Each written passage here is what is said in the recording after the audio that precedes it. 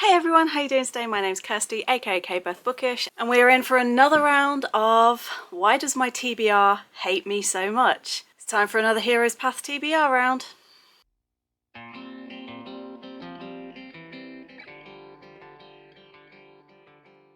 It is June, it is Pride Month, and traditionally is the month that I prioritise reading LGBT. Now, general note that yes, it is Pride Month, but if the only time of year that you read queer books is during Pride Month, maybe have another look at your reading. I do read queer books all year round. In fact, last year 60% of everything I read had some sort of queer representation in it. So I am a queer reader. I am queer myself. I am bisexual. I am also on the asexual spectrum. So, I am queer myself. I read a lot of queer stuff.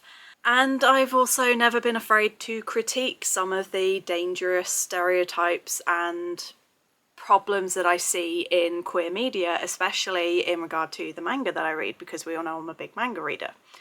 That being said, this year I originally was like, I'm going to make everything I read to be queer, but then I've also remembered that June is the Amazing Readathon hosted by Brie from Four Paws in a Book. And some of the prompts didn't fit books that I had that were queer, so I've just decided that I'm going to prioritise, and I have mostly picked queer, but there are some non-queer books in here. I also have some extra books that I've got for vlog projects that I will tell you what the books are, but I won't tell you what the vlogs are, so if you have any guesses, let me know below. But anyway, if you are new here, every month I roll 6 times on my TBR game. And this is my board. Yes, it is the Jumanji board. I just recreated it for my own purposes because it had exactly what I was looking for. All of the prompts and symbols, if you watch the linked video, it explains everything, but these all link to my TBR, to my readathon, the Adventure-a-thon. We just had our last round, or at filming, we still are in our current round where we've been shipwrecked and we are working together as a team to try and repair the ship, but also some events have happened. Like, we've just had a massive storm, and so during that week we had to read books for a different prompt in order to try and save the resources we'd collected. We did have some losses and we are now trying to get those back in our final week, but as of yet we don't yet know what the full outcome is going to be. I have faith though that we will successfully rebuild the ship, or at least build it enough that we can sort of limp along to the next adventure. But at the end of every round I take some of the elements and some of the aspects that have happened in that round and I immortalise them in my game, so that, we might never go back to those characters or go back to those places, but they'll never be forgotten because I have put them into this game. So that's what I do. I start off with 6 rolls, and then if I didn't read enough books in the previous round, I don't like to punish myself, but I do give myself like a little sort of punishment kind of thing, where for every 3 books I don't read on that TBR, I either have to add an extra roll, so bring it from 6 up to 7, or I have to double up and do 2 books for one of the prompts. So it's up to me whichever way. I'm picking an extra book no matter what happens. But there are things that I can do. For every 3 books I win a life, and then I can spend those lives in different ways, which includes reducing the amount of rolls I do. So, I have way more positive things than negative. Let's just get straight to the board and see what the roles are and what the prompts are for this month, and then I'll talk you through my TBR as well as the Amazing Readathon and what I'm doing for that. Here is our board. Even though I had 10 rolls with my bonuses to go forward, I did have 3 punishments. So that means that I only get to go forward 7. But it does mean that we are immediately on an extra, which is a pain in the butt because I am being stared at by the cat. Which is a pain in the butt because I didn't really want to complete a series. And the reason I know that this is complete a series is if you go back a couple of months, I did actually draw this prompt. I then failed to read the book, which meant I had to start again. So, complete a series, but it also annoyingly means that I'm starting this round with 7 prompts instead of the 6 that I wanted. I really don't want to cash in that extra life though to bring it back to 6. So we're just going to do the 6 rolls, and then like I always do, once I know those 6 prompts, I'll then decide whether I'm going to do a double up or that 7th roll. Please don't make me do a 7th roll. We need to find out what pathway we're doing next. Pathway 2. So that's this one. So roll number 1 is a 6. No, don't make me do it. Which is a blank standard, and we have nerds and or geeks and LGBT, which is ironic considering it is Pride Month, as our bonus. Roll number 2 is also a 2, which is another blank, and we have another LGBT bonus with non-contemporary, so it could be historical, fantasy, horror, sci-fi, anything, as long as it's not a contemporary like genre. Roll number 3 is a 5, and that is a adventurer's log, which is one of these ones. So today we are looking back on the mage set in another world. Roll number 4 is also a 4, and we have a challenge prompt. So these are my things. I also have this thing in my head.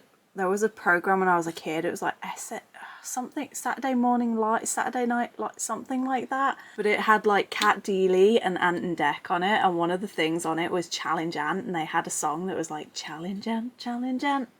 And I've just got that playing in my head anytime I get the challenge prompts, like challenge ant, like stop it, it's really annoying. Anyway, today's challenge, we are reading something off of my Kindle. Hi.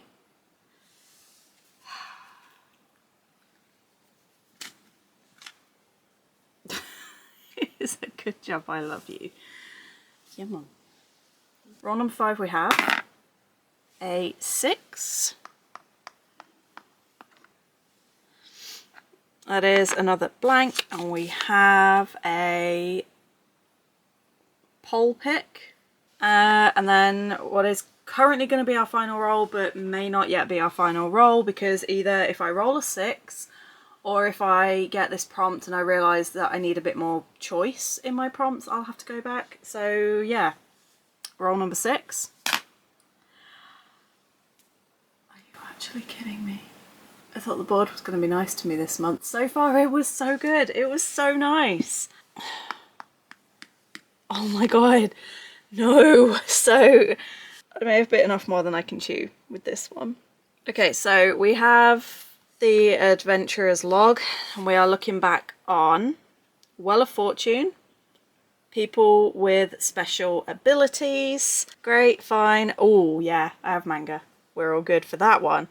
But it means that, I mean, there's no point in rolling for roll number 7, because whatever I get, I've got to do the last prompt. So I'm just gonna be nice to myself and take the challenge prompt for this one. Thank you. It's another challenge prompt. It's another dead end, because I don't really know how I would navigate that one. We start this board with a challenge prompt, and we are ending this round with a challenge prompt. So we have another dead end, and this is a book I've been putting off. I'm not going to do a what would have been 7th would now be 8th roll. I'm just not going to do that to myself. So one of these I'm going to double up, but what I am going to do, because I'm allowed to replace up to 3. As much as I love nerds and geeks, I do think that one's going to be a bit more difficult with what I've got planned for my reading for this month. All the rest, I think I'm good. But as always, what I do is I'm allowed to take up to 3. If I choose to take none, then I don't draw any. But any that I draw, I can draw the top 3 and then choose from those 3 to replace that one with, or whatever it is that I end up with. So we have adult main characters, book club book, or prophecies. Adult main characters, because I have something that I can read for that. And I already know exactly what I'm picking for that. Okay, cool. So those are our prompts. Let's go pick some books and I'll be back at some point. As you saw, the board wasn't the best. In terms of the rolls, it was actually quite nice to me this time. It didn't give me any evil prompts like, you know, Jar of Doom, things like that, but it definitely did give me extra reads that I was kind of not wanting because, you know, not only I've now also got 2 challenge prompts and I have to pass both of those no matter what. Thankfully, Brie has released what the prompts are, but we don't yet know what order they're going to be in. And during the Amazing Readathon, what happens is she will announce a prompt on, say, the 1st of June.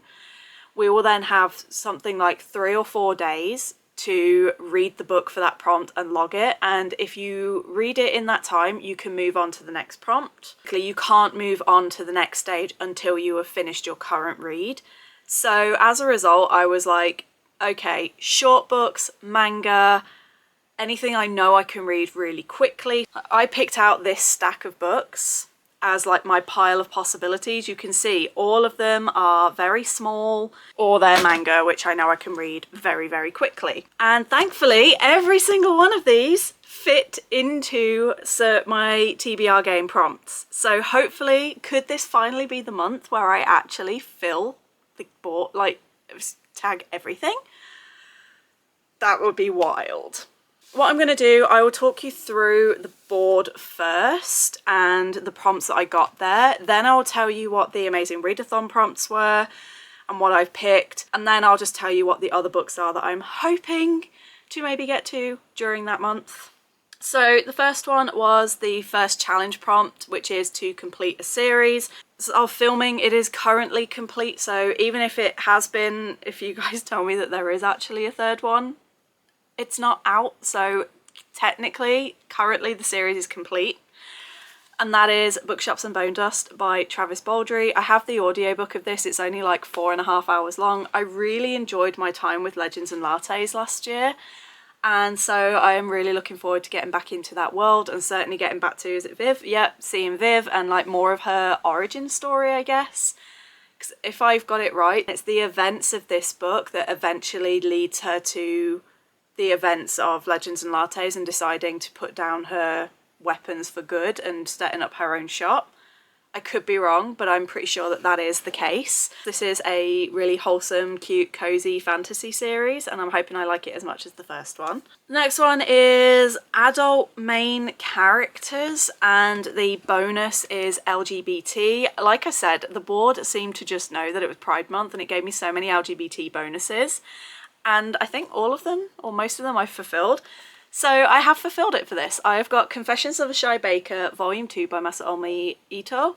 This was a gift from Meredith for, was it either Christmas or my birthday? I'm pretty sure this was Christmas. Yes. And it follows a queer couple as they sort of navigate their day-to-day lives, but also deal with where one of them is trying to lose weight and the other one is really struggling with his identity as a gay man. And it just sort of shows them both working through all of that. The next one is the one that I have decided to do the double up because I didn't want to do an 8th roll on the board. So I have 2 books for this, and that was the non-contemporary prompt with LGBT again as the bonus.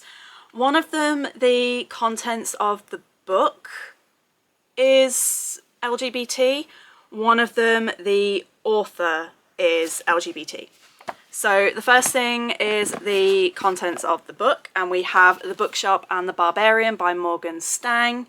This was a Christmas present, yes, from Shah about 2, maybe nearly 3 years ago. It's about damn time I get to this book. It's a shame the season is wrong, although the weather today is perfect for it because it is raining so hard today. It has not stopped raining since yesterday.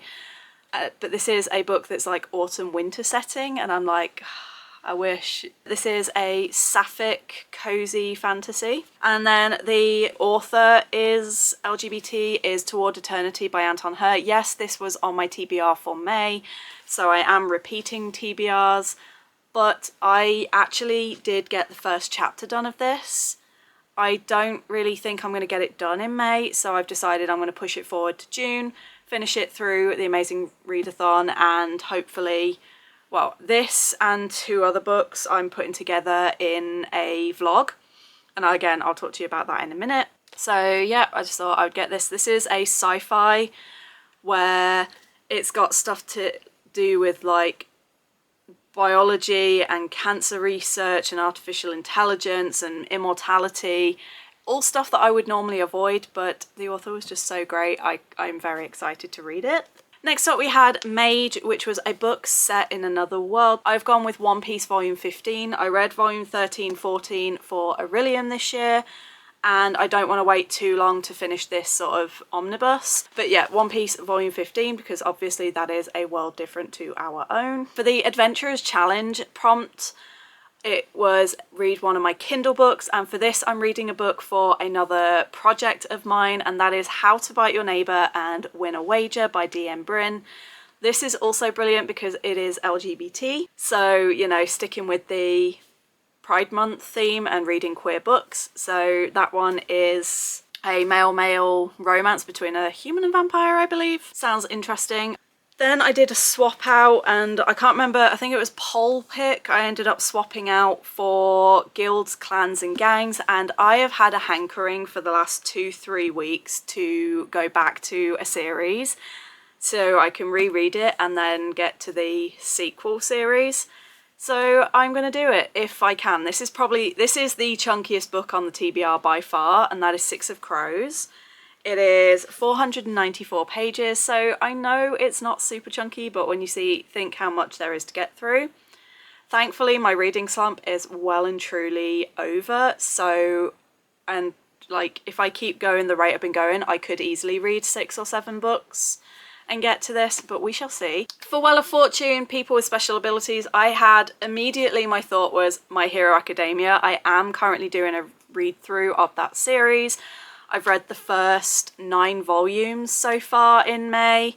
Well, I read the first volume in April, volumes 2 through to 9 so far in May. I did finish volume 9 this morning. I'll probably read a couple more by the end of this week. And so I was like, well, My Hero Academia absolutely fits that. But I do have another series that I want to at least start because, again, my uncle has it on his Kindle, so I now have access to them all. But I own the first 3. So we have Blue Exorcist, Volume 1 by Kazue Kato. And this follows a pair of twin brothers. It turns out that they are the sons of Satan. One has trained to become an exorcist and is already like this really high profile exorcist. The other one inherits the sword of Satan and ends up with these demonic abilities. So now he has, after their adoptive father is killed, he enrolls at the school that his brother is at in order to get revenge on Satan. But along the way they have to hide his true identity, and there's also a bit of a conflict between the 2 brothers because of secrets that have been hidden and all of this. But I've only ever watched the anime, and the anime gets very the storyline gets very jumpy and messed around, so it'll be nice to read the original story as intended. So I'm going to at least start with volume 1. Then we had our second challenge prompt, which was The Dead End, which was a book you've been putting off.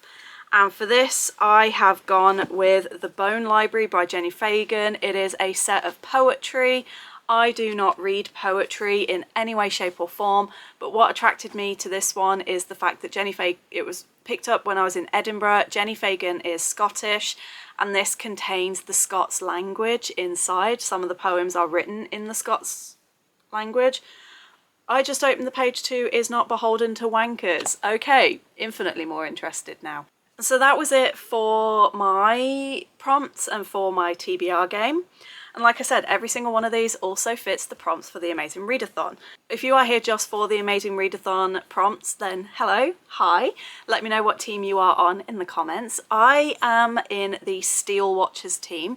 Our fearless leaders are Kirsten from the Reading Nymph, and Lexi from Lexi Reads. I'm familiar with Kirsten. I discovered her channel about a month ago. I basically went onto YouTube, typed in reading vlog. I sorted it by number of views and scrolled all the way down to find people who their vlogs were like under 100 views, because I really want to help support small creators. And as someone who feels very disheartened when she puts a vlog together and gets less than sort of like 80 or 100 views, I wanted to support others who are also building, you know? And at the time, like, one of Kirsten's vlogs came up and it had only had something like 150 views at that point. So I was like, well, it looks cute, it looks cozy. And that is pretty much how I can describe her channel. Very cozy, very comforting, and very warm. And that's the vibes that I get from watching her videos. I just love watching her videos, and her aesthetic is just to die for. Like, I want to be her when I grow up. Just check her out. Lexi, I haven't yet had interactions with. I've not watched any of her content before, and she is not someone who I am familiar with, but she has to be a lovely person for Brie to have picked to be a host. So you know she's going to be a wonderful person and really lovely, and I do want to check out some of her videos very, very soon. Originally I wasn't going to join any team, but then I was like, nah, I will. But the thing with the Steelwatchers is that, as well as reading the books, if we can pick books that fit a certain extra thing as well, we get bonus points for the team. And for our team, it is a book with an isolated setting. Anything that you feel counts as being isolated counts, and you'll get bonus points. So, as I said earlier in the video, Brie did drop what the prompts are going to be. We just don't know yet what order they're going to come up in. I've got them written down in a different order to what she's got on the Discord, but the first one was a chilling cover or a winter cold setting. I've gone with the cover prompt, and that is the Bone Library. Considering the book is all about, and the poems are all about celebrating life and living, to have a dead skull on the cover is kind of creepy. That is kind of chilling. I know without death you can't have life, but still it's kind of chilling that it's just, I love it though, it is so cool, but it is also just a skull. Like, yeah, that's kind of chilling. And the Bone Library, I feel like that would be kind of a chilling place to visit. So I've gone with that one. Celestial or Godly Word. For this one, I've gone with Blue Exorcist, because an exorcist usually 9 times out of 10 is a religious person who is doing the work of God to exorcise demons, and demons are also biblical godly mythology, so we are counting that. And it features Satan. I feel like I've over explained that. I don't feel like I needed to explain that, but I just wanted to, in case anyone thought, well, that's not right. It is. It's a godly word because an exorcist works for God 9 times out of 10. And over the top cover, I have gone with One Piece Volume 15, because all of the covers for One Piece I feel are pretty mad. They're pretty crazy. There's always loads of stuff going on. There's loads of colours. And you can't say that One Piece in and of itself isn't over the top. So another prompt was a cozy book, and so I've picked out the Bookshop. Did I pick up that one? No, I picked out Bookshop.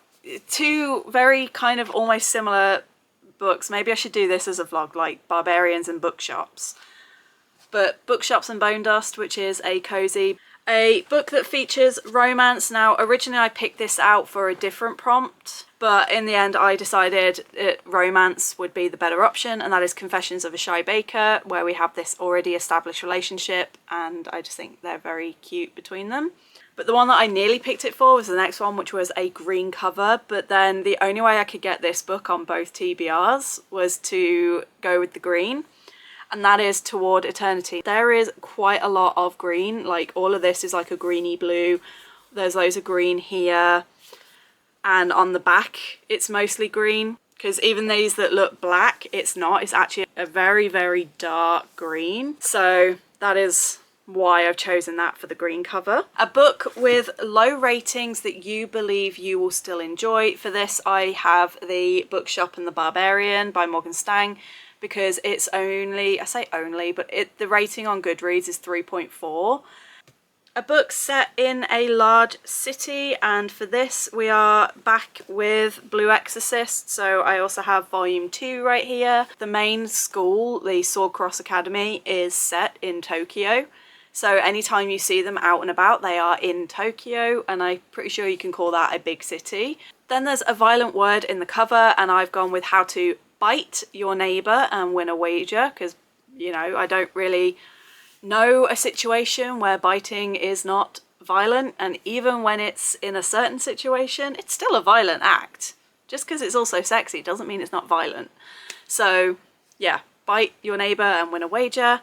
And then there is one final prompt that I haven't really got, because it's just, the prompt is just to read something that is smaller, like a lower page count than your previous book, like a smaller book than what you've just read. And all of these are quite small anyway, so I have saved my teeny tiny books for this. We have Soliloquy to the Moon, which is a 48-page poetry collection, and I also have What'll It Be, which is a 100-page romance novella. Whenever that prompt drops, it'll be one of these like little micro books that I will pick up. As I said, I do have a few extras, so I've still got like volume 3 of Blue Exorcist. I've still got a whole bunch of manga that I can get to. I've got all of the My Hero Academias. But then other reading plans I've got, I recently did a big series count. By the time I post this, I don't think that will be live. That is coming very soon. I went through and I counted all of my ongoing series and did a bit of a series check-in. And then from that, I decided to do a 3-part vlog series where I'm going to be starting, continuing and finishing various series that I own. And obviously we start with the starts, and all 3 of these that I have picked for starting new series, which is hilarious considering I've got a lot already on the go. These 3 are all queer and all LGBT, so again I wanted to do that through June. So we have Dark by 4 by June CL Tan that features multiple queer characters from what I understand. We've got Infinity Alchemist that at least one character is trans, and I believe there might be a non-binary character. And Victory is Greater Than Death, Charlie Jane Anders, which is a sci-fi that features queer normative world, and there's also polyamory. And if I get to it, I have absolutely 0 chance. I've got a reread and 2 others, so I will be trying to do the full trilogy of the Bright Falls series. So it'll be rereading Delilah Green, and then continuing with Astrid Parker, and then finally Iris Kelly. So I can try and do that entire series in one vlog. I only actually have one ebook or audiobook, because I still also have a couple of books that I haven't mentioned here that I need to read for I'm doing my Bookishly Compatible, the next installment in that. So I'm reading Jonah's favourite books, and there are still, well, 2 will be done by the end of May. There's still How to Win a Wager, as well as 2 others that I haven't talked about in this video to do, so there's still more to go. But yeah, just from this alone, this is my TBR for June. I have no chance whatsoever, but I'm gonna damn well try. Like, some of those are just, like I said, optimistic ones, but actual, like, on my main TBR, it's these. And like I said, apart from 6 of Crows, they are all quite small, quite quick, quite easy to get to. So I have no doubt I can get the majority of these done, but it's still ambitious. Let me know in the comments, are you taking part in the Amazing Readathon? If so, as I've already said, let me know what team you are in. Do you have any books that you are particularly excited for? Are you planning on reading any queer books through June? Or are you someone who reads queer all year and therefore don't feel that you need to prioritise them?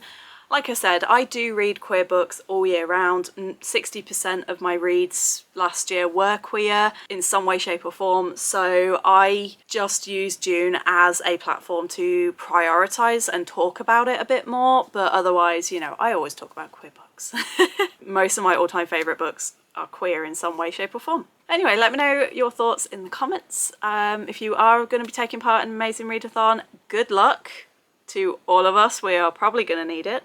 But in the meantime, I hope you're all good, I hope you're staying safe, and I will see you on the next one. Bye!